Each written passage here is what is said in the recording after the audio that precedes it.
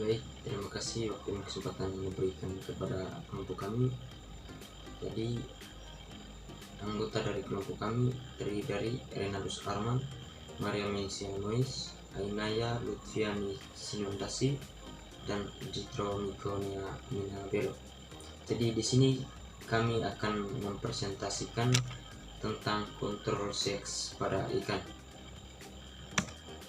Jadi kontrol jenis kelamin pada ikan adalah salah satu bidang penelitian budidaya yang paling penting dan sangat ditargetkan. Jadi beberapa tujuan luas dalam akukultur dapat dicapai melalui pemahaman yang lebih baik tentang kontrol seks.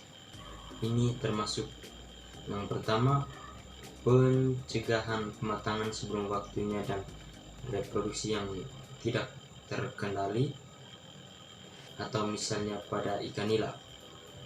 Yang kedua, keinginan untuk bertani populasi monoseks karena perbedaan tingkat pertumbuhan dan nilai ekonomi jenis kelamin, atau misalnya ikan nila dan udang.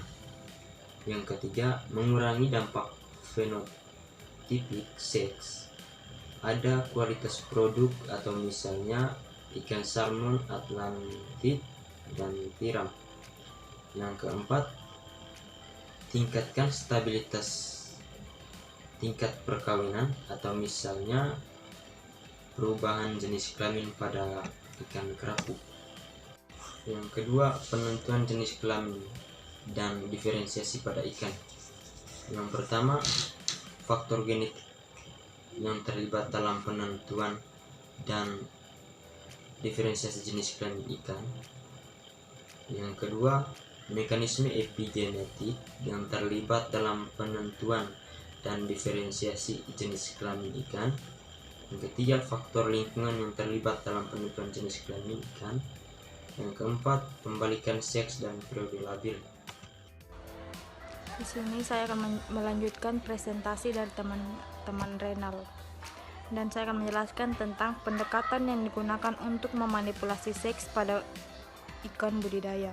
Yang pertama, penggunaan hormon eksogen dan bahan kimia lainnya untuk mengontrol seks. Pemberian seks eksogen hormon adalah pendekatan yang paling sering digunakan karena kemudahan aplikasi pada skala komersial dan konsistensi dalam menghasilkan populasi monoseks. Steroid seks, yaitu hormon steroid yang diketahui berinteraksi dengan reseptor androgen dan estrogen, sangat penting untuk proses yang dialami diferensiasi seks fenotipik, sehingga memberikan dasar untuk pemberian steroid seks eksogen untuk mengubah rasio jenis kelamin pada ikan budidaya.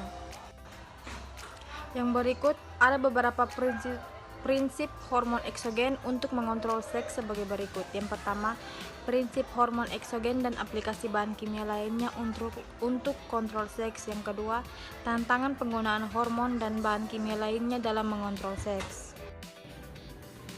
Baik, saya akan melanjutkan presentasi dari saudari Ainaya, yaitu masuk pada manipulasi ploidi, kromosom, dan kontrol seks. Manipulasi tingkat ploidi atau seks kromosom juga disebut sebagai manipulasi genom keseluruhan. Yang berikut ada beberapa poin dalam manipulasi ploid kromosom dan kontrol seks. Yang pertama, ada prinsip induksi triploidi pada ikan. Prinsip induksi triploidi pada ikan yaitu ketika ikan dilepaskan dari aquarium, mereka ditangkap pada tahap metafasemiosis, dan di sini kromosom homolog telah direplikasi, tetapi proses kedua dari partisi kromosom untuk membawa gamet ke dalam haploid yang belum terjadi. Meiosis kemudian tetap ditahan sampai setelah telur dibuahi dengan masuknya spermatozoa. Yang berikut yaitu adalah keuntungan induksi triploid dalam mengontrol seks. Keuntungan induksi triploid dalam mengontrol seks. Keuntungan utama bagi petani dalam budidaya triploid adalah kemandulan. Triploidy meiosis digunakan sebagai pendekatan penanganan reproduksi untuk menghasilkan ikan yang steril. Keuntungan triploidi juga dapat menunda permulaan pubertas yang memiliki keuntungan lebih lanjut untuk produksi aquaculture.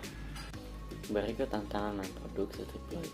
Tantangan dalam menggunakan komersil triploid untuk kontrol seks adalah bahwa triploid sharing menunjukkan kelangsungan hidup yang lebih rendah, tingkat deformitas yang lebih tinggi, dan penurunan pertumbuhan prapubertas daripada diploid. Berikutnya manipulasi lingkungan dan peluang untuk kontrol seks. Yang pertama adalah penggunaan faktor sosial untuk mempengaruhi perubahan jenis kelamin ikan hermafrodit. Interaksi sosial umumnya berimplikasi pada timbulnya perubahan jenis kelamin dewasa pada hermafrodit ikan. Salah satunya kerapu laut adalah kelompok spesies aquaculture premium.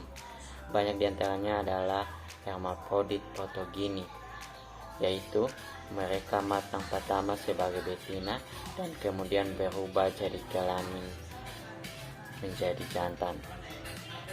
Yang kedua, faktor lingkungan lain yang mempengaruhi rasio jenis kelamin ikan. Faktor lingkungan lain yang mempengaruhi rasio jenis kelamin ikan salah satunya padat penebaran, sangat mempengaruhi seksual jalur diferensiasi. Faktor lain yang dapat mempengaruhi juga adalah kesamaan air budidaya, dapat mempengaruhi rasio jenis kelamin. Yang berikutnya ada juga tantangan pengendalian lingkungan seks pada ikan. Tantangan pengendalian lingkungan seks pada ikan yaitu jenis tantangan lingkungan yang mempengaruhi perkembangan seksual ikan dan efektivitas manipulasi berkisar dari produk populasi monoseks seperti dalam EST atau spesies lain yang sangat sensitif, hingga perubahan rasio jenis kelamin yang marginal atau terkadang dapat diabaikan GXI atau GSD ketat. Yang berikutnya adalah seleksi untuk rasio jenis kelamin yang diubah. Dibagi menjadi dua bagian. Yang pertama, rehabilitas dan potensi seleksi rasio jenis kelamin yang diubah. Kedua, penggunaan lokus sifat kuantitatif untuk meningkatkan kontrol seks. Selanjutnya saya memberikan kesempatan kepada saudari Mensi untuk presentasi.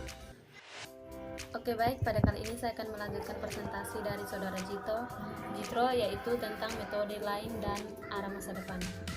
Perkembangan terbaru dalam teknologi genetik telah memperkenalkan kesempatan untuk mengontrol seks melalui penargetan langsung gen yang terlibat dalam penentuan jenis kelamin atau pematangan reproduksi.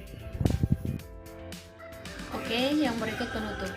Perkembangan seksual adalah proses yang kompleks dan seringkali spesifik spesies pada ikan. Oleh karena itu, teknologi inovasi yang berhasil mengendalikan jenis kelamin pada satu spesies tentu saja tidak dijamin berhasil pada spesies ikan. Terlepas dari kerumitan ini, ada gudang pendekatan yang tersedia bagi petani untuk memungkinkan mereka mempengaruhi seks dalam spesies budaya mereka, dan banyak di antaranya sekarang telah mencapai implementasi komersial.